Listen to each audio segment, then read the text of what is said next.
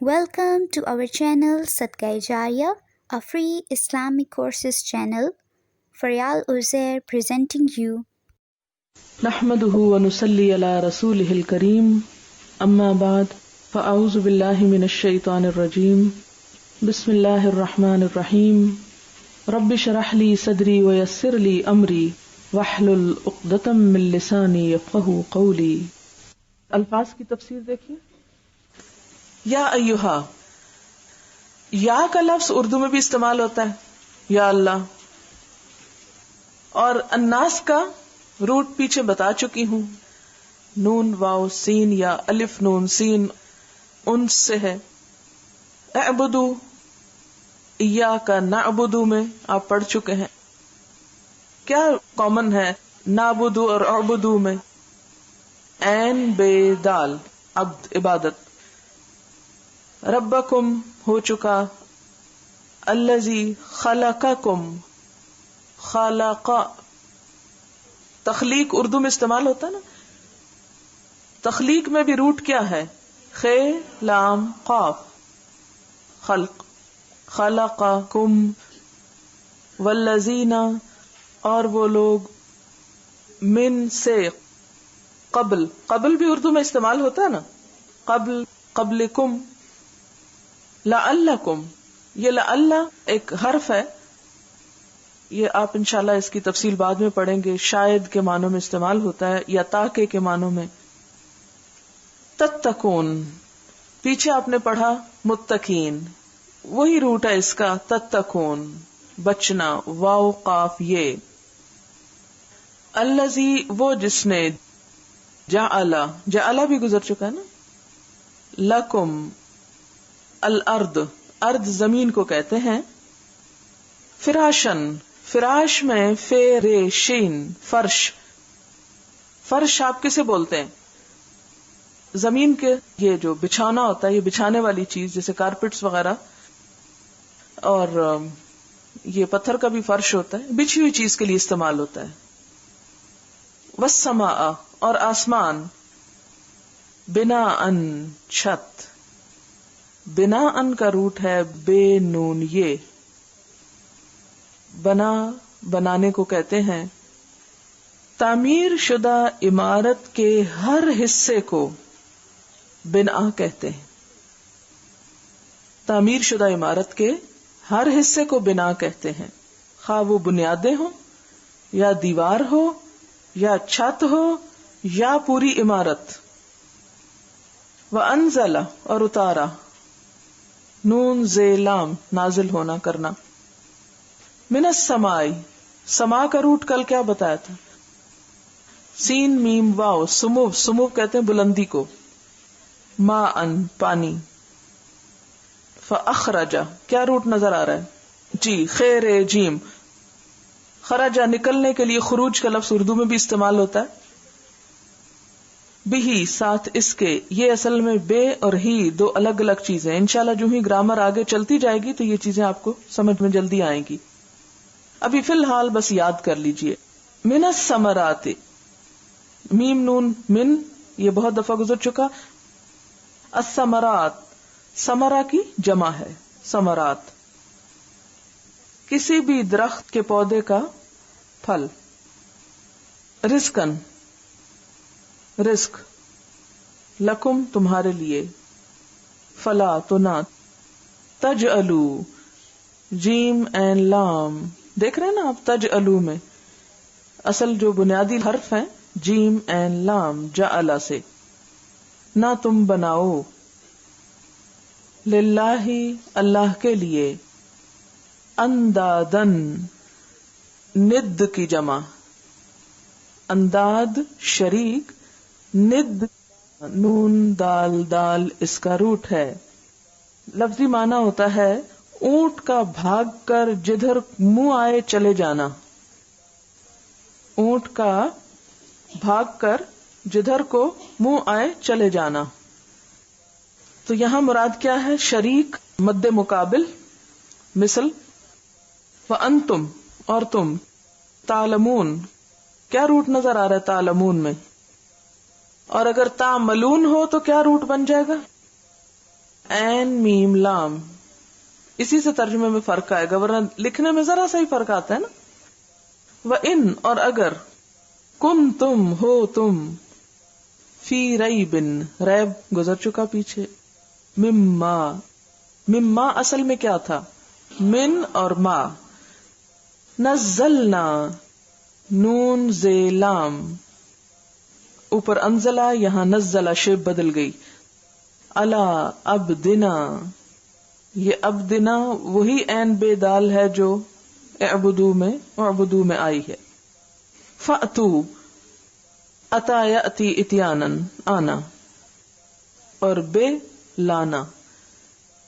فأتو اگر خالی ہوتا اگلی بے کے بغیر، یہ دیکھیں نا فأتو بے صورتن ہے نا، اگر صرف فأتو ہوتا تو آؤ، لیکن فلاں چیز کے ساتھ آؤ مطلب یہ کہ اس کو بھی لاؤ. ہم بعض اوقات کہتے ہیں نا اچھا تم میرے گھر آنا، فلاں کے ساتھ آنا، یا بعض اوقات کہتے ہیں فلاں کو ساتھ لانا، ٹھیک ہے نا. تو یہ اسی لیے سورت قرآن پاک کی جو صورتیں ہیں وہی مراد ہے، لیکن سورت کا لفظی معنی جو ہے وہ سین واو رے اس کا روٹ ہے، اور سور کہتے ہیں دیوار کو. اچھا، دیوار کیا کرتی ہے؟ آپ کے گھر کو دوسرے کے گھر سے الگ کر دیتی ہے. تو اس میں معنی کیا آ جاتا ہے؟ یعنی ایک مکمل حصہ جو ایک چار دیواری کے اندر ہے. اور سورت کا ایک معنی رتبہ، درجہ، یہ بھی بتایا جاتا ہے.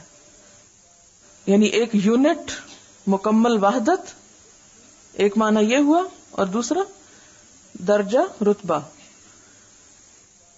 یہ اس کو درجہ رتبہ اس لیے کہا جاتا ہے کہ آپ دیکھیں کہ ایک کے بعد ایک سیڑھی پہ آپ چڑھتے چڑھتے بلندی کی منازل طے کرتے الناس تک پہنچ جائیں گے انشاءاللہ.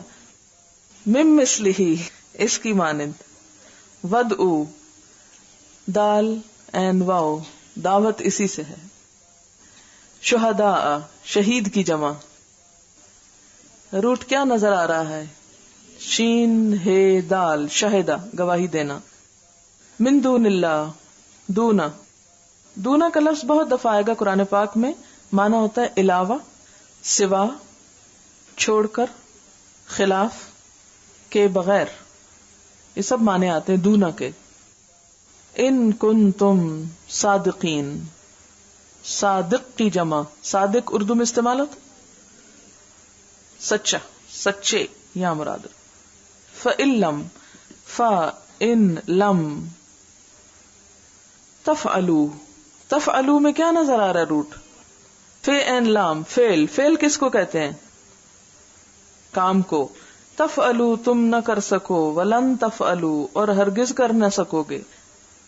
آپ کو میں نے بتایا تھا لا نہیں کے لیے آتا ہے، اسی طرح لم بھی آتا ہے، لام میم لم. اور اسی طرح اس سے آگے شدت اختیار کرنی ہو تو لام نون لن، ہرگز نہیں. تفعلوا، فے این لام. فتقوا، وہی تقوی. النار، گزر چکا. اللتی، یہ الذی کی مؤنث ہے، اللتی، ٹھیک ہے، الذی کی مؤنث اللتی. وقودھا، وقود، ایندھن، گزر چکا. استوقدہ میں یہی روٹ تھا، واو قاف دال.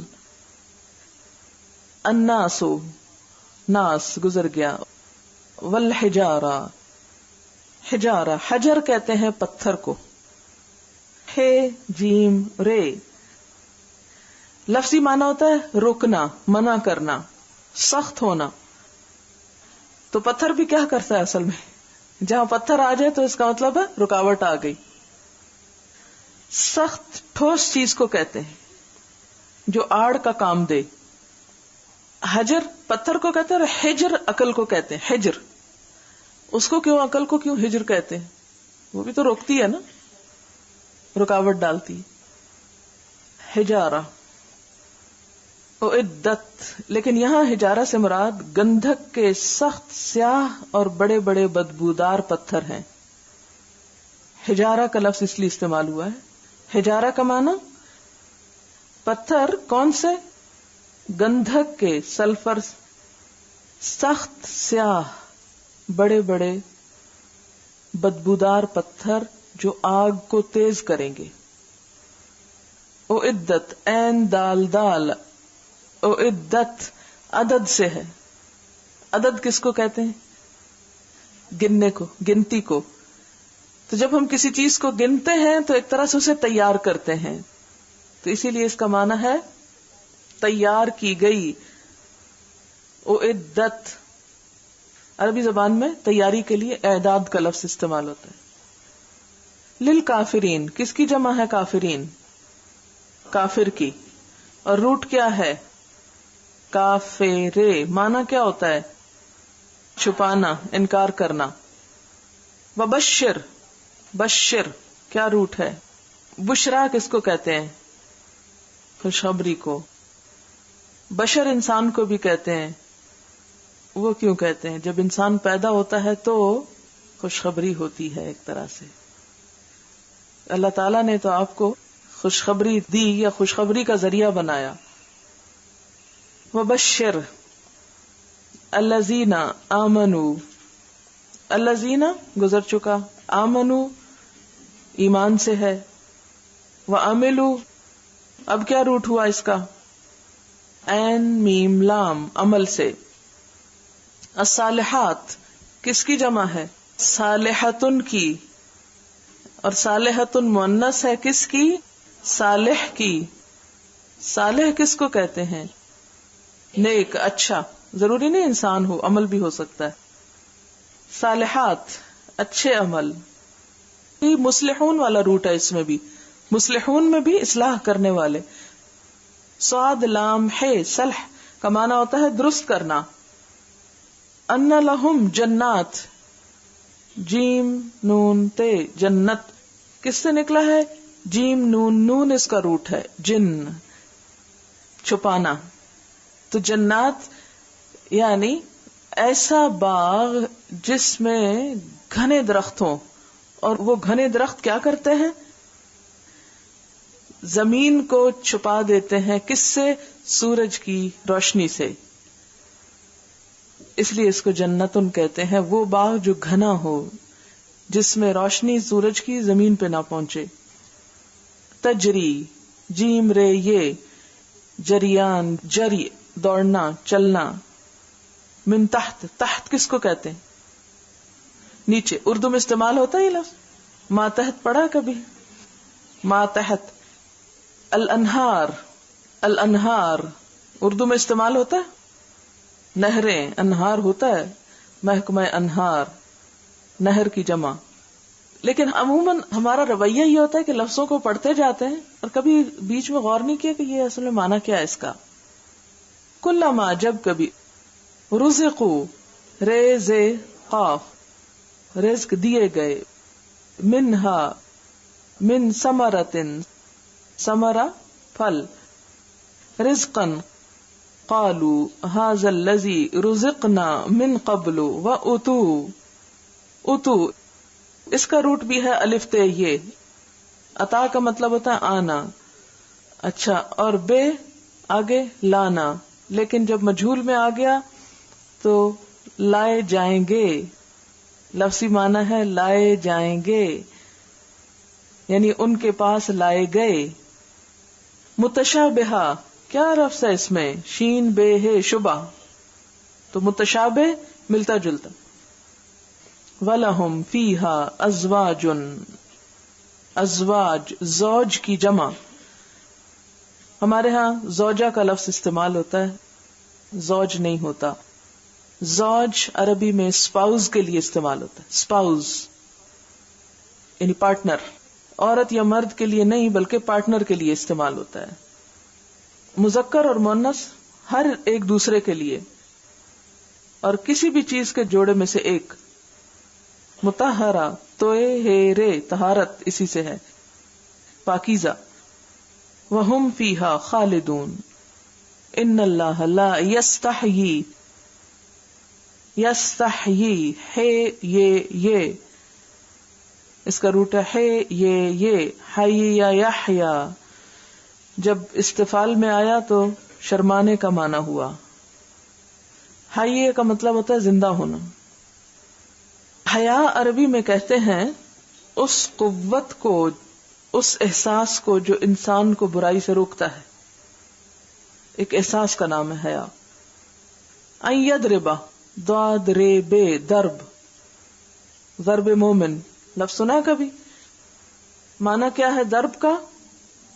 مارنا، چوٹ لگانا. لیکن بیان کرنے کے معنوں میں بھی استعمال ہوتا ہے. عربی میں ضربہ کا لفظ مختلف طرح استعمال ہوتا ہے. مثلا مثال، ما جو، بعوضتن، بعوضہ مچھر کو کہتے ہیں. فما فوقہا، فوق، فوق کا معنی ہوتا ہے اوپر، تحت کا معنی نیچے، فوق کا مطلب اوپر. فوقہا اس سے اوپر یعنی اس سے بڑھ کر زیادہ. فاما تو لیکن، الذین آمنوا فیعلمون وہ جانتے ہیں، انہ الحق کہ وہ حق ہے، من ربہم و اما الذین کفروا فیقولون ماذا ارادہ. ارادہ کیا ہے؟ ارادہ اردو میں استعمال ہوتا ہے. اللہ بے ساتھ ہاذا یہ اس مسئلہ، یدل بہی کثیرن. یہ لفظ جب میں بولتی ہوں تو ترجمہ سوچا کریں کیا ہے. وا یہدی بہی کثیرن وما یدل بہی الا الفاسقین. فاسق کی جمع فسق، فے سین قاف. فسق کا مطلب ہوتا ہے خروج، نکلنا، اور فاسق ہوتا ہے اطاعت اور شریعت کی پابندی سے نکلنے والا. جب چھلکا ہٹا کر خوشہ نکلتا ہے تو عرب کہتے ہیں فسقت الرطبہ، پھل کا چھلکے سے باہر آنا، وہ بھی توڑتا ہے نا اس کو. الذین ینقضون عہد اللہ، عہد وعدہ، من بعد میثاقہ، میثاق وثوق سے، واو سے قاف، اس کا روٹ ہے پکا باندھنا کسی چیز کو. میثاق، میثاق مدینہ کا لفظ سنا ہے کبھی؟ وَيَقْطَعُونَ، قاف تو عین قطع کرنا، کاٹنا. ما جو، امر، امر کس کو کہتے ہیں؟ حکم، امر اور نہیں سنا ہوگا. اللہ بہی ان یوصل، یوصل میں کیا روٹ ہے؟ واو صاد لام، وصل، وصل کس کو کہتے ہیں؟ جوڑنا، دو چیزوں کو وہاں ملانا.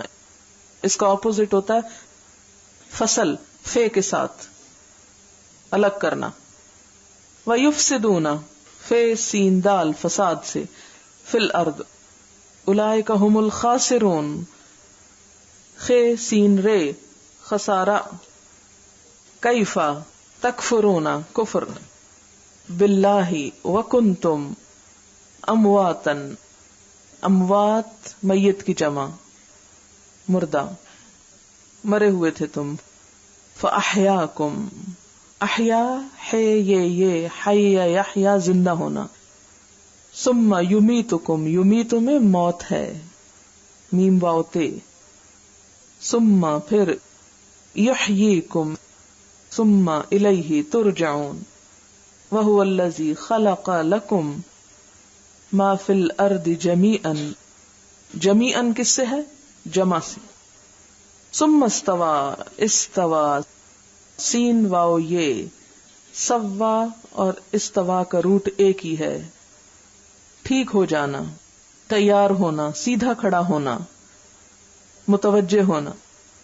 ثم استوى یا چڑھ جانے کے معنوں میں بھی آتا ہے، استوا چڑھ جانا.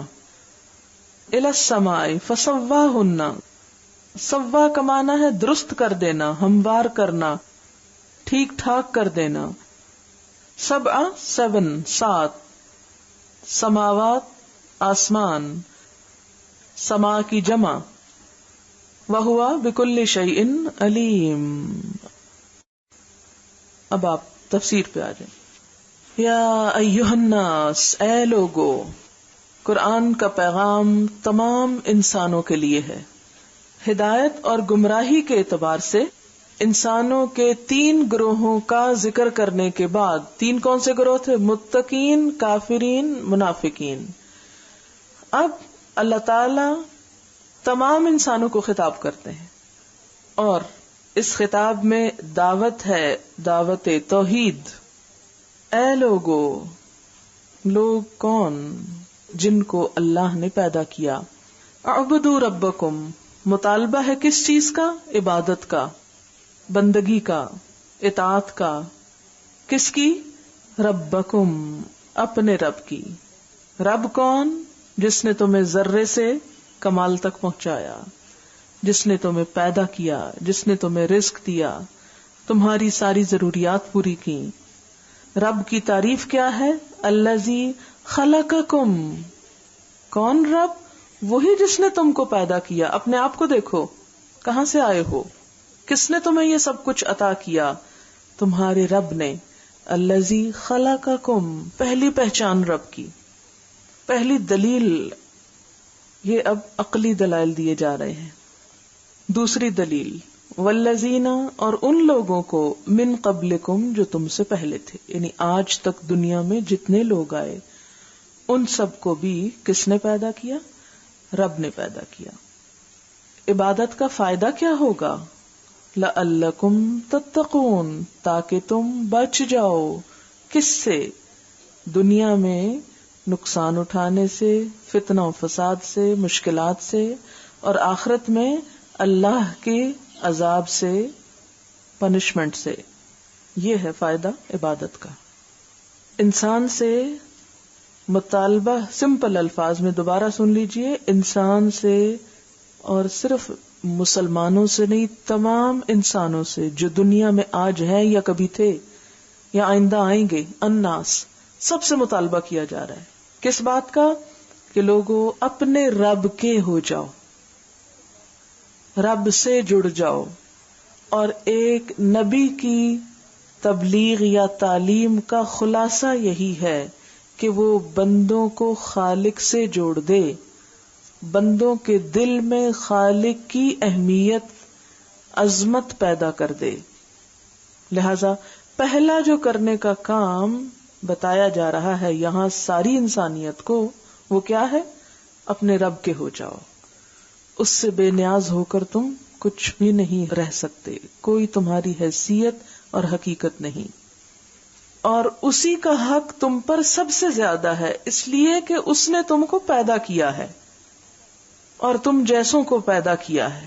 اسی میں تمہاری بھلائی ہے، اسی سے تم اپنے آپ کو نقصان سے بچا سکتے ہو. لعلکم تتقون. پھر مزید دلائل. تیسری دلیل، الذی جعل لکم الارض فراشا، وہ جس نے تمہارے لیے زمین کو فرش بنا دیا. یعنی اب زمین کے فائدے بتائے جا رہے ہیں کہ زمین کو تمہارے لیے سیدھا بچھا دیا. جیسے آتا نا والارض بعد ذالک دحاہا، زمین کو اس کے بعد اس نے بچھا دیا، ہموار کر دیا. ایک اور جگہ پر آتا ہے جعل لکم الارض قرارا، زمین کو تمہارے لیے قرار کی جگہ بنایا، رہنے کی جگہ بنایا. والسماء، اور آسمان، بناء، چھت، یعنی ایک طرح سے تمہیں پروٹیکشن دی اس چھت کے ساتھ. وانزل، یہ ہے چوتھی دلیل. تیسری ہے زمین کو فرش بنایا، چوتھی دلیل آسمان کو چھت بنایا. پانچویں دلیل وانزل من السماء ماء، آسمان سے پانی اتارا. مراد اس سے کیا ہے؟ بارش.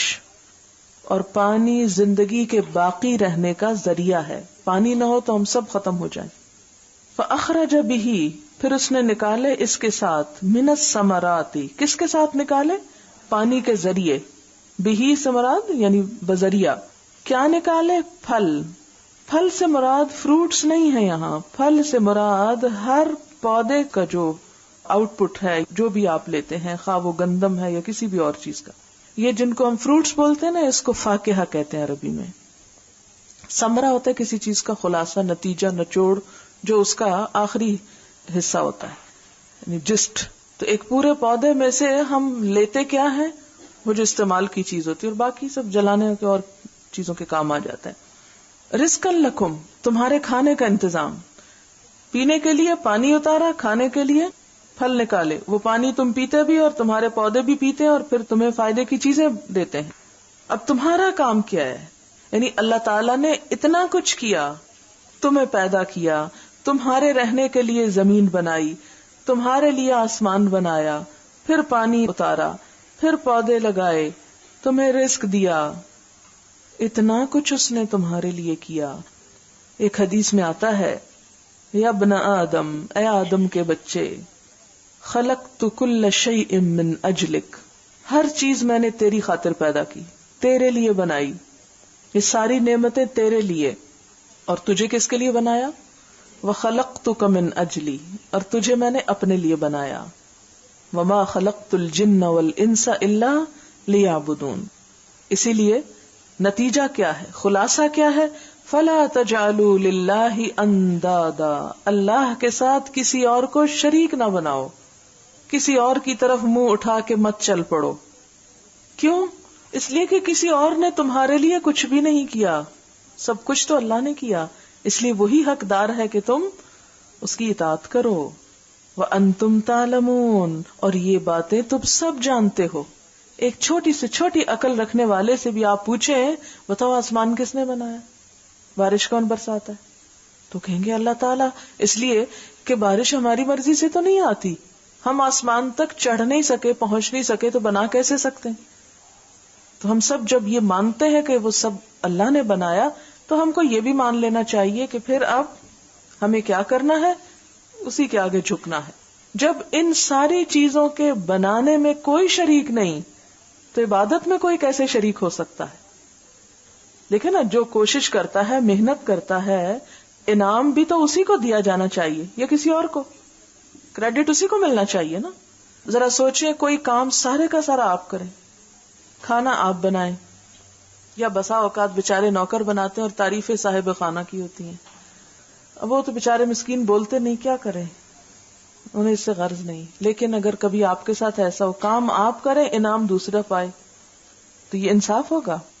وَأَنْتُمْ تَعْلَمُونَ، تم سب جانتے ہو، اسی لیے تو پکڑ ہوگی، سب کو پتا ہے یہ کرنے والا کون ہے، تو جو کرنے والا ہے اسی کے گن گاؤ۔ اب توحید کی دعوت کے بعد رسالت کی دعوت، رسالت کو ثابت کیا گیا۔ رسالت کو ثابت کرنے کا مطلب کیا ہے؟ کہ اللہ تعالیٰ نے اپنی کتاب جس کے پاس بھیجی، یہ کتاب زندہ ثبوت ہے اس کے نبی ہونے کا۔ وَإِن كُنتُمْ، اور اگر ہو تم، فی ریب، شک میں، کس چیز کی طرف سے؟ مما نزلنا علی عبدنا، اس چیز کی طرف سے جو ہم نے اپنے بندے پر اتاری۔ کیا چیز؟ قرآن۔ قرآن کے بارے میں تمہیں کوئی شک ہے؟ اچھا، آپ دیکھیں کہ لنک کیا ہے، اوپر ایک عبادت کی بات اور پھر تخلیق کی بات اور پھر ساتھ ہی قرآن کی بات۔ لنک ان دونوں میں یہ ہے کہ جس رب نے زمین آسمان بنائے، انسانوں کو بنایا، ان سب چیزوں کو کام کرنا سکھایا، ان کو رہنمائی بھی عطا کی، ہدایت کا راستہ بھی بتایا، اور وہ راستہ کہاں سے بتایا؟ قرآن سے۔ اب اگر تمہیں شک ہے کہ یہ کتاب ہم نے اتاری اپنے بندے پر، بندے سے مراد یہاں کون ہے؟ نبی صلی اللہ علیہ وسلم، تو اس شک کو دور کرنے کے لیے ایک کام کرو، فَأْتُوا بِسُورَةٍ مِّن مِّثْلِهِ، اس جیسی تم بھی ایک صورت بنا لاؤ۔ جو شخص یہ کہتا ہے کہ قرآن اللہ کی طرف سے نہیں آیا، نبی صلی اللہ علیہ وسلم نے خود لکھ لیا، اسے چاہیے کہ وہ خود ایسی ایک صورت بنا لائے۔ اس قرآن کی 114 صورتیں ہیں، وہ ایک صورت بنا لائے، کوئی چھوٹی سی بھی بنا لائے، لیکن ہو من مثلہ، اسی جیسی، ایسا ہی کمال ہو اس میں۔ اور اس کام کے لیے کیا کرو؟ وَدْعُوا شُهَدَاءَكُمْ، اپنے سارے مددگاروں کو بلا لو۔ شہداء شہید کی جمع ہے، گواہ کے لیے ہوتا ہے، تو گواہوں کو بلانے کی بات کیوں کی گئی؟ اس لیے بات کی گئی کہ جو تمہاری جیسی سوچ رکھتے ہیں اور تمہاری سچا ہونے کی گواہی دیتے ہیں، ان کو بھی ساتھ شامل کر لو، وہ بھی آ جائیں، تاکہ ان پہ بھی حقیقت کھل جائے۔ من دون اللہ، بس اللہ کے سوا، اللہ کے سوا پوری دنیا کو اکٹھا کر لو اور یہ کام کر دکھاؤ۔ ان کنتم صادقین، اگر تم سچے ہو۔ فإن لم تفعلوا، پھر اگر تم نہ کر سکو یعنی صورت نہ بنا سکو، اور واقعی 1400 سال سے یہ اعلان اپنی جگہ پر قائم ہے قرآن کا، اور آج تک کوئی نہ بنا سکا، لوگوں نے بنانے کی کوشش کی، اور اس کا ایک چھوٹا سا نمونہ آپ کو دکھاتی ہوں۔ آپ کو معلوم ہے کہ مسلمہ الکذاب وہ شخص تھا جس نے جھوٹی نبوت کا دعویٰ کیا تھا، کہا تھا آپ صلی اللہ علیہ وسلم کے علاوہ میں بھی نبی ہوں۔ ایک اور اسی طرح الاسود الانسی تھا، سجاح ایک عورت کو بھی یہ سوجی تھی کہ میں بھی نبی ہوں، اور ابن المقفع وغیرہ۔ ان لوگوں نے قرآن کی نقالی کی کوشش کی یہ ثابت کرنے کے لیے کہ ہم بھی نبی ہیں۔ تو مسلمہ کذاب نے ایک صورت بنائی، یا دفدع یا دفدعین نقی کما تنقین نصفک فی الماء و نصفک فی الطین للماء تقدرین وللشارب تمنعین۔ یہ الفاظ جوڑ جوڑ کے کسی طرح وزن پورا کیا، کیونکہ قرآن نہ شعر ہے نہ نثر ہے۔ اب اسی جیسی کوئی چیز لانی تھی، شعر لاتے تھے تو کہتے قرآن شعر نہیں ہے، نثر لاتے تو نثر بھی نہیں ہے، نثر اور نظم کے درمیان کی چیز ہے، تو انہوں نے اس طرح کی ایک چیز بنائی۔ مطلب اس کا ہے اے مینڈک اور اے مینڈکی، نقی کما تنقینا، صاف کرو جیسے تم صاف ہوتی ہو، نصف کی فی الماء، آدھی تم پانی میں، و نصف کی فی الطین، اور آدھی مٹی میں، للماء تقدرینا، نہ تو تم پانی کو میلا کرتی ہو، وللشارب تمنعین، اور نہ پینے والے کو روکتی ہو۔ ایک اور صورت بنائی، الفیل ملفیل ما ادراک ملفیل لہ ذنب صغیر و خرطوم طویل۔ الفیل کا معنی ہے ہاتھی، اور تمہیں کیا معلوم کیا ہے ہاتھی؟ ہاتھی اس کی دم چھوٹی ہوتی ہے اور سونڈ بڑی ہوتی ہے۔ ابن المقفع نے بھی قرآن کی جب نقل اتارنا چاہی تو جب وہ سامنے لایا تو وہ اتنا بھدا تھا کہ اسے جلا ڈالا، یعنی ایسا بد مزہ ہوا۔ تو جن لوگوں کی زبان عربی تھی وہ تو اس چیلنج میں ناکام ہو گئے۔ آج تک بہترین سے بہترین شاعر اور بہترین سے بہترین لکھاڑی اس میدان میں ناکام رہا، ایسا کلام کوئی نہ لا سکا۔ جب وہ الفاظ کی خوبصورتی پہ جاتے تو معنی خود بخود لوز ہو جاتے تھے، اور جب معنوں پہ جاتے تو الفاظ نہیں نکلتے تھے۔ تمام انبیاء کو جو معجزات دیے گئے وہ ان کے وقت کے ضرورت کے مطابق تھے اور وقتی تھے۔ نبی صلی اللہ علیہ وسلم کو جو معجزہ دیا گیا، چونکہ آپ کی نبوت ہمیشہ کے لیے تھی، لہذا وہ معجزہ خالدہ ہے، ہمیشہ رہنے والا معجزہ۔ حضرت عیسیٰ علیہ السلام کو جو معجزہ دیے گئے، اس دور میں طب کا بڑا رواج تھا، تو آپ کے سارے معجزات طب کی دنیا سے تعلق رکھتے ہیں۔ حضرت موسیٰ علیہ السلام کے دور میں جادو کا بڑا رواج تھا، ان کو جو معجزات دیے گئے وہ جادو کا توڑ تھے۔ حضور صلی اللہ علیہ وسلم کے زمانے میں شعر و شاعری اور زبان دانی کا بڑا شہرہ تھا، بڑے بڑے شعراء جمع ہوتے، قصیدے پڑھتے، مقابلے ہوتے، اور خانہ کعبہ میں سونے کے پانی سے لکھ کر لٹکا دیتے۔ سال بھر لوگ آتے، اسے پڑھتے اور اس پر نقد و تنقید کرتے اور بحث مباحثے کرتے۔ بہترین کلام کو چن لیا جاتا اور اس کو فحول الشعراء یعنی سب شعراء میں بڑا شاعر قرار دیا جاتا۔ اور عربوں کے ہاں نہ تو لکھنے پڑھنے کا کوئی رواج تھا، نہ کوئی اور صنعت و حرفت تھی، نہ کوئی اور کام کاج تھا، تو سب سے زیادہ جو ذہنی اور انٹلیکچوئل ایکٹیویٹی تھی وہ شاعری تھی۔ یعنی شاعری اس دور پہ آ کے ختم ہو گئی تھی عربوں کی، اور بڑے بڑے شعراء کا انتخاب ہوتا، شعری مجلسیں ہوتی۔ اس دور میں جب قرآن آیا اور سب گنگے ہو گئے تو قرآن ایک معجزہ بھی تھا اور ایک ایسی قوت کہ جس کے مقابل کوئی ٹھہر نہ سکا۔ بہرحال فَإِن لَّمْ تَفْعَلُوا، اگر نہ کر سکو، وَلَن تَفْعَلُوا، اور ہرگز کر بھی نہ سکو گے، یہ بھول جاؤ کہ کبھی تم کر سکتے ہی نہیں ہو، تو کیا کرو؟ فَاتَّقُوا النَّارَ الَّتِي، بچو آگ سے، وَقُودُهَا النَّاسُ وَالْحِجَارَةُ، جس کا ایندھن انسان اور پتھر ہوں گے، انسان اور پتھر۔ اور اس لیے بھی پتھروں کو کہا گیا، جیسے ایک اور آیت میں آتا ہے، انتم وما تعبدون من دون اللہ حسب جہنم انتم لہا واردون، کہ تم اور تمہارے وہ معبود پتھر کے بت جن کی تم پوجا کرتے ہو سب جہنم کا ایندھن بنیں گے، تم سب اس میں جانے والے ہو۔ تو یہاں پر حجارہ اس ریفرنس میں بھی استعمال ہوا۔ وہ عدت للکافرین، یہ آگ سب انکار کرنے والوں کے لیے تیار کی گئی ہے۔ قرآن کا ایک بڑا خوبصورت انداز ہے، جہاں آگ کی بات کرتا فوراً جنت کی بات کرتا۔ ہم جیسے انسان اگر کسی کو ڈرانے پہ تل جائے تو کوئی خوشخبری کی بات نہ کرے، لیکن قرآن کی بات بڑی انصاف کی بات ہے۔ ایک طرف ڈراوا تو دوسری طرف خوشخبری، جو اچھا کام کریں گے ان کو یہ آگ نہیں چھوئے گی۔ وبشر، خوشخبری دے دو، کس کو؟ الذین آمنوا، ان لوگوں کو جو ایمان لے آئیں، مان جائیں اس بات کو کہ یہ کلام محمد صلی اللہ علیہ وسلم پر اللہ تعالیٰ نے نازل فرمایا ہے۔ اور اللہ کا سچا کلام ہے. وَعَمِلُوا الصَّالِحَاتِ اور اس کے مطابق اپنے عمل بھی بدل ڈالیں، نیک کام کریں، عمل صالح اختیار کریں. صرف ماننا کافی نہیں ہوگا، نیک اعمال کی بھی ضرورت ہے. کیا خوشخبری ہے ان کے لیے؟ ان لہم جنات کہ ان کے لیے باغ ہیں، تجری من تحتها الانہار جس کے نیچے نہریں بہ رہی ہوں گی. باغ اور اس میں ہریالی اور پھل پھول اور چشمے. آپ دیکھیں کہ وہ باغ جو باغ تو مگر سوکھا ہو، پانی نہ ہو، وہاں اس باغ میں وہ حسن نہیں ہوتا جس باغ میں باقی حسن کے علاوہ پانی بھی ساتھ ہو. تو جنت کا ذکر جہاں آتا ہے وہاں پانی کا ذکر ضرور آتا ہے. تجری من تحتها الانہار اس کے نیچے نہریں بہ رہی. نیچے سے مراد ایک یہ بھی ہے، ایک اور جگہ پر آتا فی جنت عالیہ کہ جنت اونچی ہوگی اور نیچے چشمے اور آبشاریں بہتی ہوئی نظر آ رہی ہوں گی. ایک اور بھی ہو سکتا ہے جیسے ملکہ سبا حضرت سلیمان کے محل میں گئی تھی تو شیشے کے اندر سے نیچے سے پانی بہتا ہوا. اب یہ نیچے کا لفظ ہمیشہ ساتھ آتا ہے. اب یہ نیچے کے اصل حقیقت کو نہیں پہنچ سکتے، ہم تو صرف ایک گمان کر سکتے ہیں، اور پہنچ اس لیے بھی نہیں سکتے کہ جنت کی جو تعریف حدیث میں بتائی گئی ما لا عین رأت کسی آنکھ نے دیکھا ہی نہیں، ولا اذن سمعت کسی کان نے سنا ہی نہیں، اور کسی دل پر اس کا خیال بھی نہیں گزرا. کوئی امیجن ہی نہیں کر سکتا کہ وہ حسن کیا حسن ہے. دنیا میں اس کا کوئی ثانی ہے ہی نہیں. اس لیے کیا کہا گیا؟ جنات تجری من تحتها الانہار کلما رزقوا جب کبھی انہیں رزق دیا جائے گا، یعنی جب کبھی کھانے پینے کی جو چیزیں بھی ان کو دی جائیں گی، منہا اس میں سے، من ثمرتن اب رزق ہر معنی میں نہیں کیونکہ کھانے پینے کی اس لیے بات کر رہے ہیں کہ ثمرہ آ گیا یعنی کھانے کی چیزیں، رزقن بطور رزق. قالو کہیں گے ھذا الذی رزقنا من قبل یہ وہی چیز ہے جس سے پہلے بھی ہمیں ملی تھی. آپ دیکھیں کہ جب کبھی آپ کہیں پر کوئی چیز کھاتے ہیں تو ضرور کہتے ہیں یہ فلاں سے ملتی جلتی ہے. ایک انسان کی آپ نفسیات کو ڈسکس کیا گیا ہے. مثلاً آپ کسی دوسرے ملک میں دوسرے شہر میں جاتے ہیں تو آپ فوراً کہتے ہیں ایسے پھل ہمارے ملک میں بھی ہوتے ہیں یا ہمارے علاقے میں اس کو یہ کہا جاتا ہے، یا ایک خاص اس پر تبصرہ کرتے ہوئے انسان اس سے فوراً ریلیٹ کرنے کی کوشش کرتا ہے. تو اس کی طرف یہاں اشارہ ہے. اس سے پہلے یعنی دنیا میں بھی ہم یہ کھاتے تھے.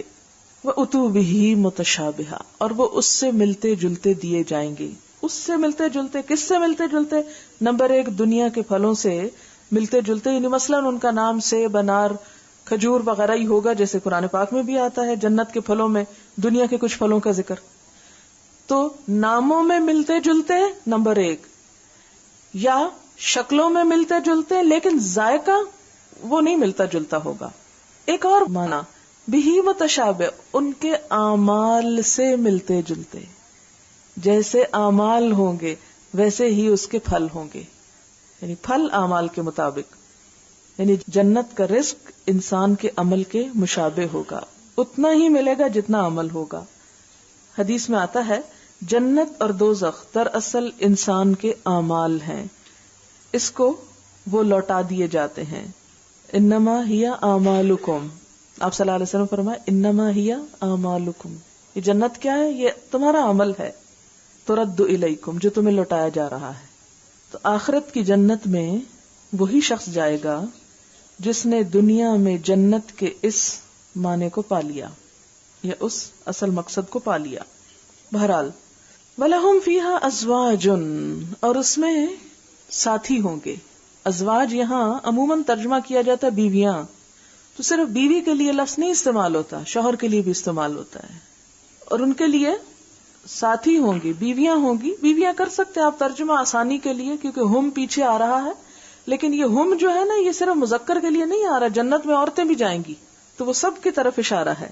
جس نے بھی الذین آمنوا وعملوا الصالحات جیسے قرآن پاک میں ایک اور جگہ پر آتا ہے من عمل منکم من ذکر او انثی جس نے بھی تم میں سے کام کیا خواہ وہ مرد ہو یا عورت ہو، اس سے کوئی فرق نہیں پڑتا. اصل کیا ہے؟ آمنوا وعملوا الصالحات، ان سب کے لیے یہ. اب یہ الگ بات ہے کہ دنیا میں اگر شوہر نیک ہے اور بیوی بہت بری ہے یا اپوزٹ ہے تو وہ رشتہ ختم ہو جائے گا اور وہاں نئے رشتے ہوں گے.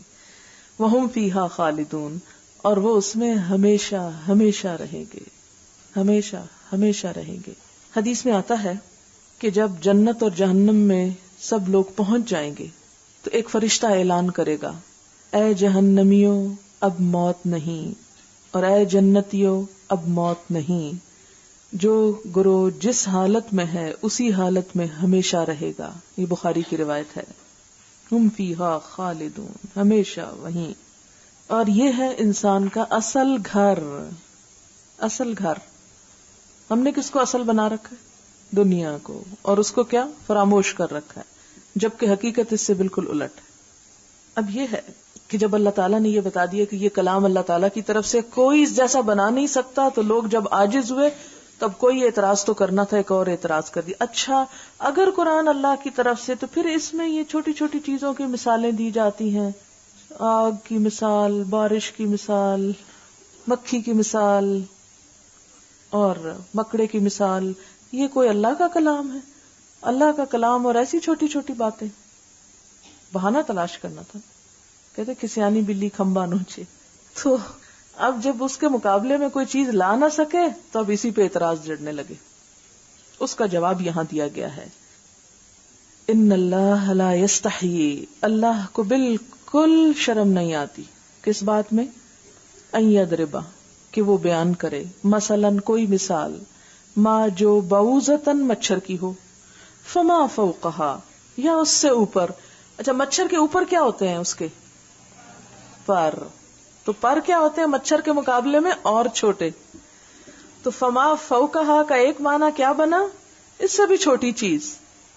ٹھیک ہے. اور فوق کا ایک معنی کیا ہوتا ہے؟ اوپر یعنی بڑھ کر، یعنی اس سے بھی بڑی کوئی چیز یا اس سے زیادہ.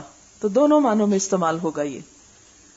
فما فوقہا یعنی ایک تو چھوٹے پن کے لیے اور ایک اس سے بڑے کے لیے. یعنی اللہ کو اس سے کوئی فرق نہیں پڑتا کہ مچھر سے بھی چھوٹی کوئی چیز ہو تو اس کی مثال دے، یا اس سے کوئی بڑی، یعنی جیسے مکھی کی مثال قرآن پاک میں دی گئی ہے. اور مثال کیا ہے وہ؟ کہ جو لوگ اللہ کے سوا دوسروں کو معبود قرار دیتے ہیں وہ اس قابل بھی نہیں کہ مکھی اگر کوئی چیز چھڑا کے لے جائے تو اس سے وہ چھین لیں. اور اسی طرح مکڑے کی مثال دی گئی کہ جو لوگ اسلام کے خلاف سازشیں کرتے ہیں ان کی چالیں ایسی ہیں جیسے جال ہو مکڑی کے. ویب سائٹس اور اس پر آنے والا سارا پروپیگنڈا، یہ سب کیا ہے؟ ویب کیا ہے؟ بڑی ہلکی سی چیز ہے، متاثر ہونے والی چیزیں نہیں. اگر آپ کے اندر کچھ جان ہے، کچھ طاقت ہے، تو اسلام کے خلاف کوئی بھی چیز حقیقت کو نقصان نہیں دے سکتی. اگر ساری دنیا مل کر سورج کو گالیاں نکالنا شروع کر دے تو کیا ہوگا؟ اسے کچھ بگڑے گا؟ اس کا کچھ نہیں بگڑتا. اگر تھوکے اس کی طرف تو اپنے منہ پہ پڑے گا. اس لیے ایسی باتوں سے ڈرنا گھبرانا نہیں چاہیے، نہ پریشان ہونا چاہیے، بس کام کرنا چاہیے.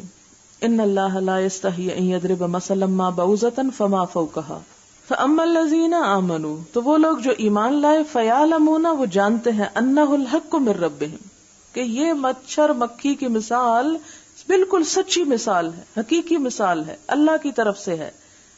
واما الذین کفروا، اور جو کافر ہوتے ہیں، فیقولون، وہ اعتراض کرنے لگتے ہیں، کہتے ہیں ماذا اراد اللہ بہذا مثلا، اللہ تعالیٰ ان مثالوں سے کیا چاہتے ہیں؟ یہیں آ کے فرق پڑ جاتا ہے. جو اعتراض کی نفسیات میں مبتلا ہوتا ہے وہ ہدایت نہیں پا سکتا، اور جو تسلیم اور سر جھکانے کی بات کرتا ہے اسے ہدایت مل جاتی. اسی لیے فرمایا انہی مثالوں کے ذریعے اللہ بہت سوں کو گمراہ کر دیتا ہے اور بہت سوں کو ہدایت دیتا ہے، اور نہیں گمراہ کرتا مگر فاسقوں کو. لوگ کہتے ہیں نا اللہ ہی ہدایت نہیں دینا چاہتا، ہمارا کیا قصور ہے؟ اللہ کس کو ہدایت نہیں دیتا؟ یہاں نمبر 1 وجہ بتا دی گئی، فاسقوں کو ہدایت نہیں دیتا. فاسق کون ہوتا ہے؟ فسق کہتے ہیں حد توڑنا، حد سے باہر نکل جانا. جیسے آپ دیکھیں ڈوڈی ہوتی ہے نا، ڈوڈی پنجابی کا لفظ بول رہی ہوں تاکہ آپ کو بات سمجھ میں. اچھا اب جب اس سے پھول نکلتا ہے، یعنی وہ بند نہیں ہوتی. آپ کبھی گھر جائیں دیکھیں گلاب کے پودے اگر ہیں تو وہ جو بند چیز ہوتی ہے نا، بند کلی، چلے بند کلی کہہ لیتے ہیں. اب ڈوڈی اور بند کلی میں بڑا فرق ہے. بہرحال ڈوڈی کی ایک اور نسبت بھی ہے نا، اس لیے بیسٹ ہے. بند ہوتی ہے نا بالکل بند، تو وہ پھول کی کلیاں ساری اس کے اندر ہوتی ہیں. تو جب وہ پھٹتی ہے نا، اس پھٹنے کو فسقہ کہتے ہیں، کہ پھول باہر نکلتا ہے اس کے بعد. ٹھیک ہے. اچھا تو فاسقین کون ہوتے ہیں؟ جو اپنے آپ کو، اپنے نفس کو کنٹرول نہ کر سکیں، اپنے آپ کو حدود میں رکھ نہ سکیں. کیا کرتے ہیں؟ پھاڑ کے، حدیں توڑ کے اللہ کی نافرمانی کے رستوں پہ نکل جاتے ہیں. اب جو شخص اپنے نفس کو کنٹرول نہیں کر سکتا حد توڑنا چاہتا ہے، کل والی بات دوبارہ سے یاد کر لیں، جو حق کے تابع ہونے کی بجائے حق کو اپنی مرضی کے تابع کرنا چاہتا ہے، پھر اس کو ہدایت کہاں سے ملے گی؟ اب ان کی کچھ صفات، جیسے متقین کی صفات بتائی گئی، ایسے ہی فاسقین کی کچھ بتائی جا رہی. الذین، پہلی علامت ان کی یہ ہے، ینقضون، جو توڑتے ہیں. کیا توڑتے ہیں؟ نقضہ کا مطلب ہوتا ہے توڑنا، نون قاف ضاد، نقض توڑنا، وعدہ توڑنے کے لیے آتا ہے. نقض عہد اردو میں بھی آتا ہے. عہد اللہ، اللہ کے عہد کو. عہد سے مراد وہ وصیت جو خدا نے بندوں کو اپنی اطاعت کے لیے کی. یہ نصیحت کب کی؟ جب انسانوں کو دنیا میں بھیجنے سے پہلے اللہ تعالیٰ نے سب کی روحوں کو پیدا کر کے ایک میدان میں کھڑا کیا. سورۃ الاعراف آیت ہے، وَإِذْ أَخَذَ رَبُّكَ مِن بَنِي آدَمَ مِن ظُهُورِهِمْ، جب تیرے رب نے بنی آدم کو ان کی پشتوں سے نکالا، ذریتہم، ان کی اولاد کو، وَأَشْهَدَهُمْ عَلَىٰ أَنفُسِهِمْ، اور انہیں اپنے آپ پہ گواہ بنایا اور کہا أَلَسْتُ بِرَبِّكُمْ، کیا میں تمہارا رب نہیں ہوں؟ تو سارے انسانوں نے کہا قالوا بلا، آپ رب ہیں، ہم آپ کو رب مانیں گے. وعدہ ہو گیا، یہ وعدہ ہے، عہد ہے. قالوا بلا شہدنا، ہم نے گواہی دی. اور اس لیے ان تقولوا یوم القیامت انا کنا عن ھذا غافلین. آپ صرف ایک لفظ لکھ لیں، وعدہ الست. وعدہ الست، الست الف لام سین تے. اس کی تفصیل ہم ڈیٹیل میں انشاءاللہ آگے پڑھیں گے جب سورۃ الاعراف پڑھیں گے. ہر بندہ ایک بانڈ میں ہے اپنے رب کے ساتھ پیدا ہونے کے بعد، اور یہ اس نے کب باندھا تھا؟ جب وہ دنیا میں ابھی نہیں آیا تھا، جب روحیں ہی پیدا ہوئی تھی. اس وقت ہر ایک نے رب کو پہچانا تھا اور کہا تھا آپ ہمارے رب ہیں. اچھا، اس وعدے کو یاد کروانے کے لیے اللہ تعالیٰ نے انبیاء بھیجے. انہوں نے آ کے لوگوں کو بتایا. ہم نے کیا کیا؟ کلمہ پڑھ لیا، پکا کر لیا وعدہ. ٹھیک ہے، اب کیا کرتے ہیں؟ پکا کر کے توڑتے ہیں. الذین ینقضون عہد اللہ، وہ جو توڑتے ہیں اللہ کے وعدے کو، من بعد میثاق، اس کو پکا باندھ کے، لا الہ الا اللہ، اور اس کے بعد کرتے ہیں اپنے آپ کو الہ. وَيَقْطَعُونَ، دوسرا کام کیا کرتے ہیں؟ یعنی نمبر 1 ان کی صفت یہ ہے کہ اللہ سے کیے ہوئے عہد کو نہیں نبھاتے. نمبر 2 فاسقین کی صفت، وَيَقْطَعُونَ مَا أَمَرَ اللَّهُ بِهِ أَن يُوصَلَ، کاٹ ڈالتے ہیں جو اللہ نے حکم دیا کہ جوڑ کے رکھو. یعنی انسانی رشتے، انسانی تعلقات، مخلوق کے حقوق ادا نہیں کرتے. جو شخص اپنی پوجا کرتا ہو، اپنی پرستش کرتا ہو، اپنی مرضی کے مطابق جینا چاہتا ہو، اپنی خواہشات کو خدا بنا رکھا ہو، وہ کب پرواہ کرے گا کہ اللہ کا حکم کیا ہے؟ وہ کب پرواہ کرے گا کسی انسان کی ضرورت کیا ہے؟ وہ تو یہ دیکھے گا میرا فائدہ کس میں ہے. ایسے لوگوں کو ہدایت نہیں ملا کرتی. وَيُفْسِدُونَ فِي الْأَرْضِ، خدا اور بندوں کے حقوق کو ادا نہ کرنے کے نتیجے میں کیا ہوتا ہے؟ زمین میں فساد پھیلتا ہے. جب آپ دوسروں کو ان کا حق نہیں دیں گے تو فساد ہوگا نا، لازماً ہوگا. اسی چیز کی طرف اشارہ ہے. وَيُفْسِدُونَ فِي الْأَرْضِ أُولَئِكَ هُمُ الْخَاسِرُونَ، یہی لوگ نقصان اٹھانے والے ہیں. وہ مت سمجھے کہ دنیا ہماری، ہم دندناتے پھر رہے ہیں، ہم جو چاہیں کر سکتے ہیں، ہمیں کوئی نقصان نہیں پہنچا سکتا. کہا نہیں، نقصان پہنچے گا. بسا اوقات دنیا میں پہنچ جاتا ہے، اور اگر دنیا میں کسی طرح بچا گئے، لوگ تم پہ ہاتھ نہ ڈال سکے، تو وہاں نہیں بچ سکتے. کیف تکفرون باللہ، ابتدا میں کیا کہا گیا رکوع کے؟ اعبدوا ربکم، رب کے آگے جھک جاؤ. نہیں جھکتے، انکار. کیوں؟ کیف تکفرون، کس طرح انکار کر سکتے ہو؟ کیا دلیل ہے تمہارے پاس انکار کی؟ انکار کر کے جاؤ گے کہاں؟ کیف تکفرون باللہ وکنتم امواتا، اپنے آپ پہ غور کرو. تم مردہ تھے، کچھ نہ تھے، عدم. جیسے قرآن پاک میں آتا نا، هل اتى على الانسان حين من الدهر لم يكن شيئا مذكورا، کیا انسان پہ زمانے کا ایک وقت نہیں گزرا جب وہ کچھ بھی نہ تھا، کوئی قابل ذکر چیز نہ تھا. سورۃ دہر کی پہلی آیت ہے. فاحیاکم، وہ تمہیں دنیا میں لے آیا، تمہیں زندہ کیا، موجودہ زندگی جس میں اور آپ سب سانس لے رہے ہیں. ثم یمیتکم، پھر موت دے گا تم کو. موت برحق ہے، سب کو مرنا ہے. ثم یحییکم، پھر زندہ کرے گا تم کو. یہ جو دوسری دفعہ زندہ کرے گا، اس میں ایک تو قبر میں جو اٹھا کے حساب لیا جائے گا اس کی طرف اشارہ ہے، یا پھر آخرت ہی کی زندگی کی طرف اشارہ ہے. یعنی ہماری موت خاتمے کا نام نہیں، صرف ایک فیز ہے جو بدلا، اور پھر ثم الیہ ترجعون، اسی کی طرف تم لوٹائے جاؤ گے. عبادت سے فرار ممکن نہیں، کیونکہ انسان ایک ایسے نازک امکان پہ کھڑا ہے ہر وقت کہ معلوم نہیں کس وقت مر جائے. سب کا امکان ہے نا اس بات کا، اور کسی بھی وقت یہ ہو سکتا ہے کہ کوئی دنیا سے رخصت ہو جائے. اس لیے عبادت سے فرار فائدہ نہ دے گا. اسی لیے یہاں کہا گیا کیف تکفرون باللہ، تم کفر کرو گے کیسے اللہ کے ساتھ؟ ذرا دیکھو تو صحیح تم تھے کیا، پھر تمہیں یہ سب کچھ دیا، اور یہ ہمیشہ نہیں رہے گا، پھر تمہیں موت آئے گی، اور پھر موت تمہارے لیے ہمیشہ کے خاتمے کا نام نہیں ہوگا، پھر تمہیں اللہ کے حضور جواب دہی کے لیے حاضر ہونا ہوگا. تم میں سے ہر شخص اپنے رب کے سامنے کھڑا ہو کر جواب دے گا. الیہ ترجعون هو الذی خلق لکم ما فی الارض جمیعا، وہ اللہ تم پر اتنا مہربان ہے، اسے کیسے چھوڑ سکتے ہو جس نے زمین میں ہر چیز تمہارے لیے بنائی. خلق لکم ما فی الارض جمیعا. ابھی حدیث سنائی تھی نا میں نے، یا ابن آدم خلقت کل شیء من اجلک، اے آدم کے بچے میں نے ہر چیز تیرے لیے بنائی.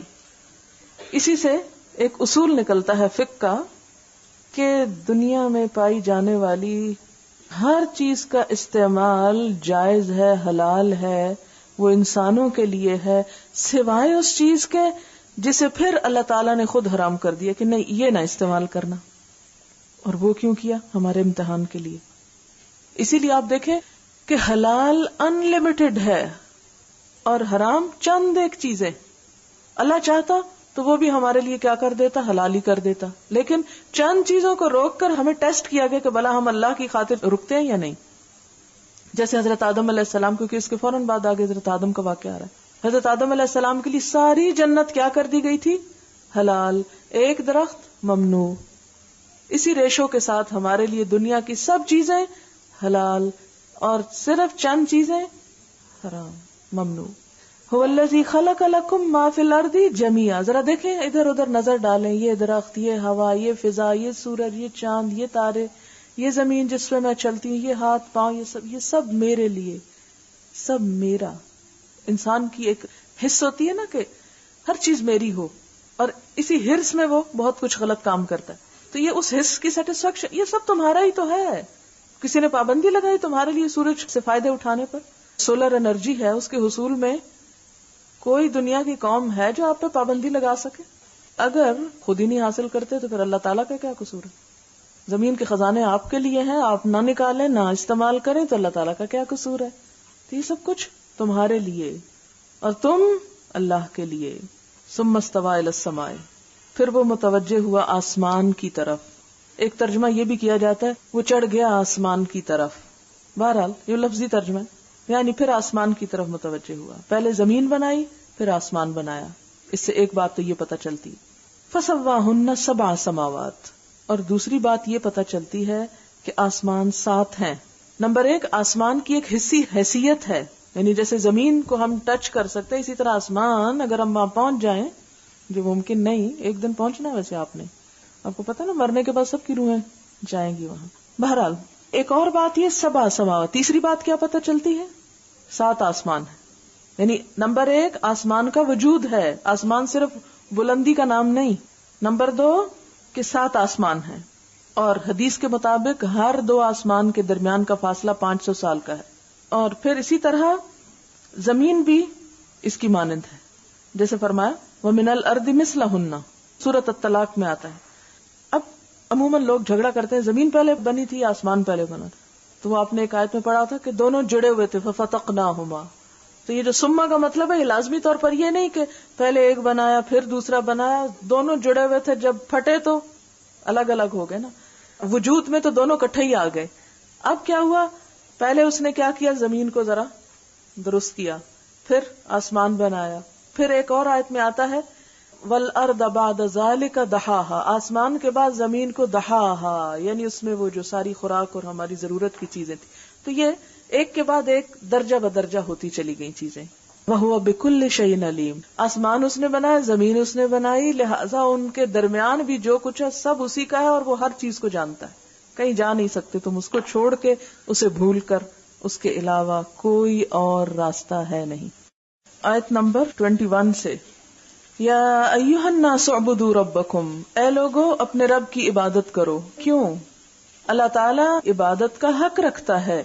کیوں حق رکھتا ہے؟ اس لیے کہ اس نے ہمیں پیدا کیا، اور صرف ہمیں نہیں بلکہ ان کو بھی پیدا کیا جو ہم سے پہلے تھے. کیا اتنا کہہ دینا کافی نہیں کہ تمہیں پیدا کیا؟ یہ کہنے کی ضرورت کیا ہوئی کہ ان کو بھی جو تم سے پہلے تھے؟ اس لیے کہ بہت سے لوگ اپنے پہلے گزرے ہوئے بزرگوں کی پرستش کرنا شروع کر دیتے ہیں. آپ دیکھیں کہ قوم نوح کس شرک میں مبتلا تھی، آبا کی تعظیم اور آبا پرستی میں مبتلا تھی. ان کی قوم کے جو بت تھے وہ دراصل کیا تھے؟ ان سے پہلے گزرے ہوئے نیک لوگ، ان کو پوچھتے تھے وہ. تو انہیں کیا بتایا گیا کہ دیکھو ان کو بھی اللہ نے پیدا کیا، لہذا وہ عبادت کے قابل نہیں ہیں، بلکہ عبادت کے لائق تو وہ ہے جس نے ان کو بھی پیدا کیا. ٹھیک ہے؟ اور عبادت میں فائدہ کس کا ہے؟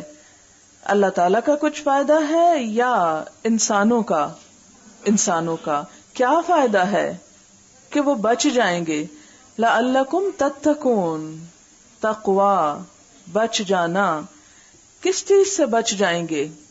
دنیا پہلے لیں. یہی تو ہماری مشکل ہے. ہم سمجھتے ہیں عبادت کا فائدہ صرف آخرت میں ہوگا، جبکہ دنیا کے فتنے فساد سے، دنیا کی مشکلات سے. اس لیے کہ جب انسان اللہ کی عبادت سے منہ موڑتا ہے تو صرف یہ نہیں کہ اس کی آخرت بگڑتی ہے، اس کی دنیا بھی بگڑتی ہے. کیونکہ اللہ تعالیٰ نے ساری کائنات کو فطرت پر پیدا کیا. عبادت ایک فطری طریقہ ہے. جب ہم فطرت کے خلاف جاتے ہیں تو اپنا نقصان کرتے ہیں. اور دوسرا، بچ جاؤ کہاں سے؟ آخرت کے عذاب سے. یعنی انسان جب عبادت کرتا ہے تو اس کا اپنا فائدہ ہے. اس کا عبادت کرنا کسی دوسرے پر احسان نہیں، جو عموماً ہم سمجھتے ہیں. پھر مزید دلائل کیا دیے گئے کہ عبادت کیوں کرو؟ تمہیں پیدا کرنے کے ساتھ ساتھ اس نے کیا کیا؟ تمہارے لیے زمین کو بنایا، قرارگاہ بنایا، آرام کی جگہ بنایا. زمین کے فائدوں کی طرف اشارہ ہے. اور اس کے ساتھ آسمان بنایا. آسمان سے جہاں رزق اترتا ہے، بارش اترتی ہے، وہاں ایک حسن کا، ایک سکون کا ذریعہ بھی ہے، دن کو بھی اور رات کو. رات کو آپ دیکھیں کتنے فائدے ہیں آسمان کے. اسی میں ستارے ہیں جن سے انسان راہ پاتے ہیں. نہ صرف انسان بلکہ پرندے وغیرہ بھی اڑتے وقت. اور کیا کیا اس نے؟ وَأَنزَلَ مِنَ السَّمَاءِ مَاءً، آسمان سے پانی اتارا. آپ دیکھیں کہ اگر آسمان سے پانی اترنا ختم ہو جائے تو زمین کے سوتے بھی خشک ہو جائیں. اس لیے بارش کے اپنے فائدے ہیں. پھر بارش کے فائدوں میں سب سے بڑا فائدہ کیا ہے جو یہاں بتایا گیا؟ تمہارے لیے زمین سے رزق پیدا کیا. تمہیں کیا کرنا چاہیے؟ عبادت کا خلاصہ یا عبادت کا جسٹ، روح، نچوڑ کیا ہے؟ عبادت کی تکمیل اس وقت ہوتی ہے جب انسان اپنا سب کچھ اپنے رب کے لیے کرتا ہے. رب کی ذات میں کسی کو بھی شریک نہیں کرتا. اور اس میں شریک میں صرف بتوں کی پوجا نہیں بلکہ عام انسانوں کو بھی شریک نہیں کرتا. ابن مردویہ کی ایک روایت ہے، ایک شخص نے آپ صلی اللہ علیہ وسلم سے کہا، جو اللہ چاہے اور جو آپ چاہیں. تو آپ نے فرمایا، کیا تو مجھے اللہ کا شریک ٹھہراتا ہے؟ یوں کہو کہ جو اکیلا اللہ چاہے. تو یہ بھی شرک کی ایک قسم ہے کہ جب ہم لوگوں کو شریک کر لیتے. ہمیں ہر کام اللہ کے لیے کرنا چاہیے کیونکہ رزق ہمیں اللہ نے دیا، زمین ہمارے لیے اس نے بنائی، آسمان اس نے بنایا. پھر ہم انسانوں کو کیوں خوش کرتے پھریں؟ جب ہم انسانوں کی خوشی کے لیے کوئی کام کرتے ہیں تو وہ کیا کہلاتا ہے؟ دکھاوا، ریاکاری. اور ریاکاری کو اسلام میں کیا درجہ دیا گیا؟ شرک. ٹھیک ہے. بسا اوقات ہم یہ کہتے ہیں اللہ کے حوالے اور رسول کے حوالے. نہیں. ایک اور قسم یہ ہے کہ لوگ کہتے ہیں جب اللہ اور اس کا رسول چاہے گا یا اللہ رسول کا حکم ہوگا. نہیں، اللہ تعالی کا ہی حکم ہوگا، اللہ ہی کا فیصلہ، ہر چیز اسی کی طرف منسوب. ٹھیک ہے. اگر ایسی نیت ہو کہ ان سے مانگا جا رہا ہے تو پکارنا صرف اللہ ہی کو چاہیے. اگر یہ ہو اس معنی میں کہ یہ کام جب ہوگا جب اللہ رسول کا حکم ہوگا، یہ شرک ہو جاتا ہے اس معنی میں. اچھا جناب، آگے ہے اللہ تعالیٰ کی عبادت کا راستہ ہمیں کس نے بتایا؟ رسول اللہ صلی اللہ علیہ وسلم نے. رسول اللہ صلی اللہ علیہ وسلم ہمارے پاس ہدایت کے لیے کیا چیز لے کر آئے؟ قرآن پاک. لہذا اس کو ماننا ضروری ہے. اگر کسی شخص کے دل میں اس کے بارے میں شک ہو جائے تو پھر ہدایت نہیں ہو سکتی. رسول اللہ صلی اللہ علیہ وسلم اور ایک عام انسان میں فرق کیا ہے؟ رسول اللہ صلی اللہ علیہ وسلم پر کتاب نازل ہوئی. آپ صلی اللہ علیہ وسلم کا مقام تمام انسانوں سے بلند اس لیے کہ آپ کو کتاب عطا کی گئی، وحی عطا کی گئی. اب اگر کوئی شخص وحی میں ہی شک کر لے، کتاب میں ہی شک کر لے، تو اس کا مطلب ہے کہ وہ رسالت کو بھی نہیں مانتا. وہ تو پھر نعوذ باللہ ان کو عام انسانوں کے برابر لے آیا، تو یہ بات غلط ہو جائے گی. اسی لیے یہاں میں نے آپ کو اس دن بھی بتایا تھا کہ توحید کے اس بات کے بعد رسالت کو ثابت کیا جا رہا ہے. کس کے ساتھ؟ کتاب کے ساتھ. یعنی نبی صلی اللہ علیہ وسلم کی کس لیے ہستی بڑی ہے کہ آپ کو کتاب دی گئی. اگر کوئی شخص کتاب میں شک کرتا ہے تو دوہرا جرم کرتا ہے. وہ کتاب کو بھی نہیں مانتا اور رسول کو بھی نہیں مانتا، لہذا وہ آگے نہیں بڑھ سکتا. پھر آپ دیکھیں کہ دنیا میں کیا کبھی کسی انسان نے کوئی کام کرنے کے بعد یہ دعویٰ کیا کہ میرے کام میں کوئی غلطی نہیں ہو سکتی؟ لا ریب فیہ، جیسے پیچھے کہا گیا. کبھی کسی انسان نے یہ کہا کہ جو چیز آج میں نے بنا دی ہے اس جیسی چیز کبھی کوئی نہیں بنا سکتا؟ اتنا زبردست دعویٰ آج تک کسی نے نہیں کیا. یہ دعویٰ قرآن کی سچائی ہے. فَإِن لَمْ تَفْعَلُوا وَلَن تَفْعَلُوا، آؤ سب مقابلہ کرو اس کتاب کا، ایسا کوئی کلام بناؤ. نہ کر سکو، ہرگز کر بھی نہیں سکتے. مثلا آپ میں سے کبھی کسی نے کہا کہ جو ایسے میں نے لکھا ہے یا جو اسپیچ میں نے ڈیلیور کی ہے ایسی کوئی کر سکتا ہی نہیں. نہیں، آپ سے بڑھ کے کوئی اور نکل آئے گا. دنیا میں ہر دم ترقی ہو رہی ہے نا، ایک کے بعد ایک آ رہا ہے. اسی طرح ایک اچھی کتاب آتی ہے، بک آف دا ایئر. کبھی کسی نے کہا کہ بک آف دا ورلڈ، کہ ہمیشہ کے لیے بس یہی کتاب، اس سے بڑھ کے کچھ نہیں. شاعر ہوتا ہے کسی ایک خاص علاقے، شہر، ملک. یہ نہیں کہا کہ اس سے بڑا کوئی شاعر کبھی ہو ہی نہیں سکتا. نہیں، یہ نہیں کہا جا سکتا. تو یہ قرآن کا جو دعویٰ ہے یہ بہت زبردست دعویٰ ہے. قرآن میں یہ چیلنج بھی دیا گیا کتاب لے آؤ. پھر یہ بھی کہا گیا کل ان اجتمعت الانس والجن، کہ اگر سارے انسان اور سارے جن جمع ہو جائیں، الا ان یاتوا بمثل ھذا القرآن، کہ اس قرآن جیسی کوئی چیز لے آئیں تو کبھی نہیں لا سکتے. پھر کہا گیا کہ سورت بنا لاؤ. سورت نہیں بنا سکتے تو ایک اور جگہ کہا 10 سورتیں بنا لاؤ. کوئی کچھ بھی نہیں بنا سکا. آج تک ایک آیت نہیں اس جیسی بنا سکا. بلکہ جیسے میں نے اس دن بھی عرض کیا تھا کہ عربوں کے ہاں شاعری کا دورہ تھا اور ان کو اور کچھ نہیں آتا تھا لیکن شاعری میں بے مثال تھے. تو اس کا جواب آ کے قرآن نے دیا ایک معجزے کی شکل میں. ان کا ایک مشہور شاعر تھا لبید، لام بے یہ دال، لبید. اس کو بہت مانتے تھے، یعنی اس کی شاعری پر یہ لوگ متفق تھے کہ اس دور کا سب سے بڑا شاعر ہے. کہا جاتا ہے کہ جب سورت الکوثر نازل ہوئی، انا آتیناک الکوثر فصلی لربک وانحر ان شانئک ھو الابتر، اور اسے خانہ کعبہ میں لٹکایا گیا کیونکہ ہر عمدہ کلام کا حصہ وہاں لٹکایا جاتا تھا. تو جب اس نے پڑھا تو کہا واللہ ما ھذا کلام البشر، اللہ کی قسم یہ کسی انسان کا کلام نہیں. سب سے بڑے شاعر نے یہ کہہ دیا کہ یہ انسانی کلام نہیں. اور اس کے بعد اعلان کیا کہ میں آج کے بعد شاعری نہیں کروں گا اس لیے کہ مجھ سے بڑی چیز پیدا ہو چکی ہے. جیسے آپ دیکھیں نا کہ اگر ایک سینئر جرنیل کے ہوتے ہوئے کوئی جونیئر اس سے اوپر لے آیا جائے تو کیا ہوتا ہے؟ اس سے اوپر کے سارے خود سے ریٹائرمنٹ لے لیتے ہیں، اپنے استعفے پیش کر دیتے ہیں کہ اب ہماری ضرورت نہیں.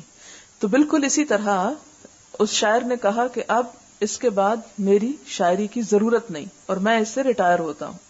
بہرحال وبشر الذین آمنوا، اہل ایمان کو خوشخبری دے دو، اور جنہوں نے اچھے کام کیے کہ ان کے لیے باغات ہیں، اس میں نہریں ہوں گی، اس میں ان کے لیے رزق ہوگا. جب کبھی انہیں کوئی رزق دیا جائے گا تو کہیں گے ہم اس سے پہلے اس سے ملتا جلتا دیے گئے تھے. یہاں سے ایک اور بڑی خوبصورت بات پتہ چلتی ہے کہ عموماً ہمیں یہ ہوتا ہے کہ دنیا میں اگر ہم نے اللہ کا نام لیا، دین کا نام لیا، تو دنیا کی ساری نعمتیں ہم سے چھن جائیں گی، ہم پہ حرام ہو جائیں گی اور شاید ہم بھوکے پیاسے مر جائیں، ہمیں کچھ کھانے پینے کو نہیں ملے گا. تو اس سے کیا پتا چلتا ہے کہ جو لوگ جنت میں جائیں گے وہ دنیا میں بھی کھاتے پیتے ہی گئے تھے، اسی لیے کہیں گے کہ ہم اس سے پہلے یہ دیے گئے تھے. یہ اس طرح کی آم، کیلے، سیب جو بھی ہوگا دنیا کے ناموں سے ملتے جلتے، کہیں گے یہ اس طرح کی چیزیں تو ہم کھا کر آئے تھے. تو یہ ایک طرح سے بشر میں، خوشخبری میں یہ خوشخبری بھی آ جاتی ہے. انسانوں کے ساتھ پتھروں کا ذکر اس لیے کہ عموماً پتھروں کے بت پوجے گئے. تو وہ میں نے آیت بھی کوٹ کی تھی قرآن پاک کی، ایک وہ آیت تھی انکم وما تعبدون من دون اللہ حسب جہنم انتم لہا واردون. انکم وما تعبدون، تم بھی اور جن کو تم پوجتے تھے، یعنی جن پتھروں جن بتوں کو، وہ سب جہنم کا ایندھن ہوں گے، جہنم کے اندر جائیں گے. قصور کی بات نہیں اس میں، اس لیے کہ وہ تو جلنے والی چیز ہی ہے ویسے بھی. ٹھیک ہے، ان کو دکھانے کے لیے بھی کہ دیکھو جن کو تم پوچھتے تھے اگر یہ تمہارے الہ ہوتے، کیونکہ قرآن میں یہ بھی آتا ہے کہ اگر یہ الہ ہوتے ما وردوہا، یہ جہنم میں نہ جاتے. کوئی خدا ہوتے ہوئے جہنم میں جا کبھی نہ جائے. تو یہ سب ان کو دکھانے کے لیے بھی. اچھا اگلا ہے ان اللہ لا یستحی ان یضرب مثلا، اللہ تعالیٰ نہیں شرماتے کہ وہ کوئی مثال بیان کرے. آپ دیکھیں کہ اللہ تعالیٰ مثالیں کس لیے بتاتے ہیں کہ لوگوں کے اندر سینس پیدا ہو، بات آسانی سے سمجھ میں آئے. اب اس بات کو ایک مثال سے سمجھیں. مثلا ایک استاد جب کسی بات کو سمجھانے کے لیے کوئی مثال دیتا ہے تو اس کو مثال کس قسم کی دینی چاہیے، اپنے لیول کی یا اسٹوڈنٹ کے لیول کی؟ اسٹوڈنٹ کے لیول کی. اگر وہ اپنے لیول کی باتیں کرنے لگے تو اسٹوڈنٹس کچھ نہ سمجھ سکیں. اسی لیے اللہ تعالیٰ نے جب انسانوں کو بات سمجھانا چاہی تو انہی کے لیول کی بات کی، ان کے لیول کی بات کی، اور جس چیز کو جتنا حقیر بتانا تھا اتنی ہی حقیر چیز سے مثال دی، مکھی مچھر سے مثال دی. تو اس سے ناراض ہونے کی کیا ضرورت ہے؟ ان کا یہ اعتراض قابل قبول نہیں. ان لوگوں کو ماننا خود نہیں اور بہت سی حجت بازی کرنا، لیکن جس نے ماننا ہو وہ یہ نہیں پوچھتا کیوں مانوں.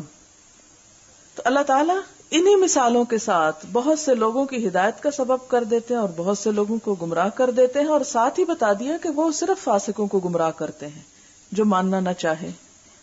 حقیر چیز کون سی ہے آپ کے خیال میں؟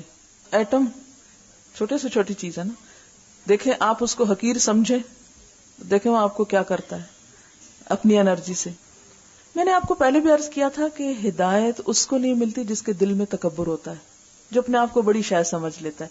تو چونکہ وہ اپنے آپ کو بڑی شے سمجھتے تھے اس لیے ناک منہ چڑھاتے کہ یہ کیسی کتاب ہے، اس میں مکھی کی بات ہے اور مکوڑے کی بات ہے. اس کے بعد ہے کہ فاسقوں کو ہدایت نہیں ملتی. یہی مثالیں، ان سے کچھ لوگ ہدایت پا جاتے ہیں اور جن کے دل میں کجی ہو وہ گمراہ ہو جاتے ہیں. اچھا یہ بات لوگوں کو بڑی پریشان کرتی ہے کہ اللہ تعالیٰ کیوں گمراہ کرتے ہیں. یہ ایک محاورتاً استعمال ہوئی ہے بات.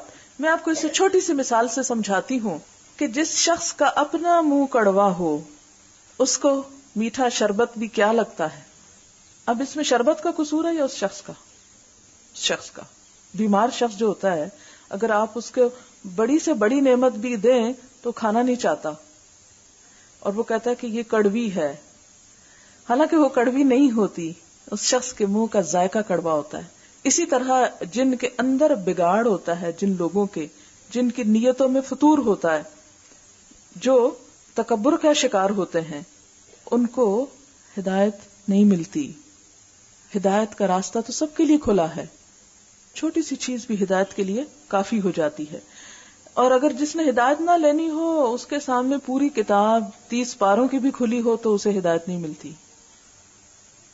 اچھا الا الفاسقین، فاسقین کو ہدایت نہیں ملتی. کون ہے وہ؟ جو اللہ کا عہد توڑتے ہیں. اللہ کا عہد توڑنے سے مراد کیا ہے؟ یعنی اس کی عبادت نہیں کرتے جس کا حکم دیا گیا، اور جس چیز کا اللہ نے حکم دیا کہ جوڑا جائے اس کو کاٹ دیتے ہیں، یعنی انسانوں کے حقوق نہیں دیتے. ان کا نتیجہ کیا ہے کہ یہ لوگ نقصان اٹھانے والے ہیں. کہاں کا نقصان؟ مجھے پتا ہے آپ کہیں گے آخرت کا، بالکل دنیا کا بھی. اصل بات پتہ کیا ہے، میں کیوں دنیا کے نقصان اور فائدے پہ آپ کو لاتی ہوں؟ اس لیے کہ ہمیں فائدہ اور نقصان لگتا ہی وہ ہے جو دنیا میں ہو جائے. وہ آخرت کی بات ہماری سمجھ میں نہیں آتی ابھی. بہت مشکل سے سمجھ آتی ہے، یقین ہی نہیں آتا ہمیں. اب آپ دیکھیں کس طرح دنیا میں کس طرح نقصان اٹھاتے. مثلاً مجھ پر فرض ہے کہ میں اپنے والدین کی بات مانوں، ان کا دل خوش کروں، اپنے رشتہ داروں سے تعلق جوڑ کر رکھوں. اگر میں خود غرضی میں اس کو توڑتی ہوں اور سمجھتی یہ ہوں کہ اس سے مجھے فائدہ ہے، تو کیا واقعی فائدہ ہے؟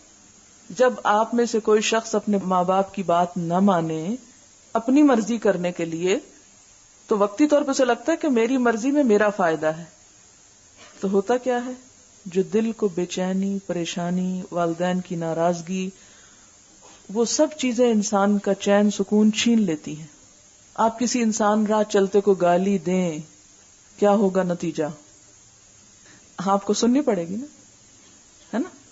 اچھا، کوئی شخص کہتا ہے مجھے نیند میں مزہ آتا، نماز میں مجھے کوئی مزہ نہیں آتا. سوتے رہیں. آپ پوچھیں اس شخص سے جو نماز پڑھتا ہے اور اس سے جو نہیں پڑھتا، ان کے زندگی میں سکون میں جو فرق ہے، اطمینان میں جو فرق ہے، وہ اطمینان جو اسے نصیب ہوتا ہے وہ خسارہ ہے یا فائدہ ہے؟ فائدہ ہے. اور دوسری طرف جو اللہ کی عبادت نہیں کرتا، وہ سمجھتا میں بڑے فائدے میں ہوں، وہ فائدے میں نہیں ہے. آپ مثلاً صدقہ خیرات ہے، چھوٹی سی مثال ہے. آپ کہنے میں صدقہ کروں تو میرے پیسے کم ہوتے ہیں. ٹھیک ہے، آپ نہ کریں، آپ بخل کریں. نتیجہ کیا ہوگا؟ جب آپ دوسروں سے ہاتھ روکیں گے تو آپ سے بھی روک لیا جائے گا. ایک حدیث میں آتا ہے، آپ صلی اللہ علیہ وسلم نے فرمایا لا تو کی فیو کا علیہ کی، مت باندھو ورنہ تم سے باندھ دیا جائے گا. ہر روز صبح 2 فرشتے مقرر ہوتے ہیں جو یہ دعا مانگتے ہیں، اللہم اعط منفقا خلفا واعط ممسکا تلفا. اے اللہ، دینے والے کو اور دے اور روکنے والے کا ضائع کر دے. اعط ممسکا تلفا، تلف کر دے اس کا. تو کبھی یہ نہ سوچیں کہ دوسروں کے حقوق نہ دے کر ہم بہت فائدے میں ہیں. بظاہر تھوڑی دیر کے لیے لگتا ہے ہم فائدے میں ہیں، حقیقی فائدے میں نہیں. دنیا میں ہی نقصان ہو جاتا ہے، اور آخرت کا وہ تو ظاہر ہے ہونا ہی ہونا ہے. کیف تکفرون باللہ، تم کفر کیسے کر سکتے ہو اللہ کے ساتھ. وکنتم امواتا، تم کچھ نہ تھے، پھر اس نے تمہیں پیدا کیا، پھر موت دے گا. بھاگ سکتے ہیں کہیں؟ ہم اپنی مرضی سے آئے ہیں دنیا میں، اپنی مرضی سے جائیں گے، پھر اس دنیا میں اپنی مرضی کا نتیجہ کیا ہوگا؟ ثم الیہ ترجعون، کیونکہ اسی کی طرف جو واپس جانا ہے. تو اس کو خوش کر کے جائیں تو اچھا انعام پائیں گے، ناراض کر کے جائیں گے تو خود نقصان اٹھائیں گے. پھر فرمایا هو الذی خلق لکم ما فی الارض جمیعا، سب کچھ تمہارے لیے، ساری زمین تمہارے لیے. روس کا ایک خلائی مسافر تھا، اندرن نکولائف.